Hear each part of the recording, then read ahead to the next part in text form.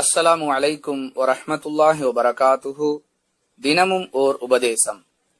பயணிகளுக்கு 2 ரகாத்துகளாகவும் உள்ளூரில் இருப்பவர்களுக்கு 4 ரகாத்துகளாகவும் அச்ச நிலையில் இருப்பவர்களுக்கு 1 ரகாத்தாகவும் தொழுகையை அல்லாஹ் கடமையாக்கினான் என்று ரசூலுல்லாஹி ஸல்லல்லாஹு அலைஹி வஸல்லம் அவர்கள் கூறினார்கள். அறிவிப்பவர் இப்னு அப்பாஸ் ரலியல்லாஹு அன்ஹு.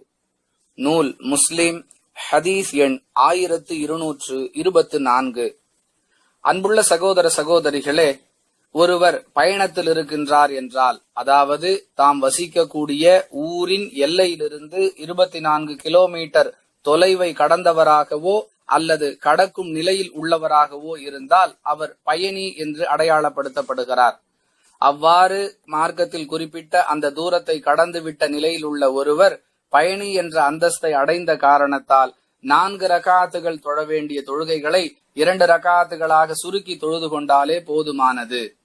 உள்ளூரில் இருக்கக்கூடியவர் 4 ரகாத்துகளுடைய தொழுகையை 4 ரகாத்துகளாகவே தொழ வேண்டும்.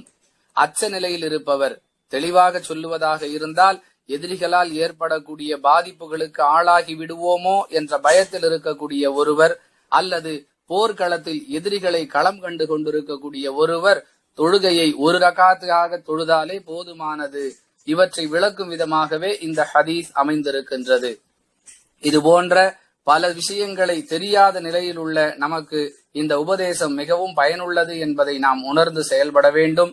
அல்லாஹ் உதவி செய்வானாக. வாஹிர் தவானா அனில் ஹம்துலில்லாஹி ரப்பில் ஆலமீன். அஸ்ஸலாமு அலைக்கும் வரஹ்மத்துல்லாஹி வபரகாத்துஹு.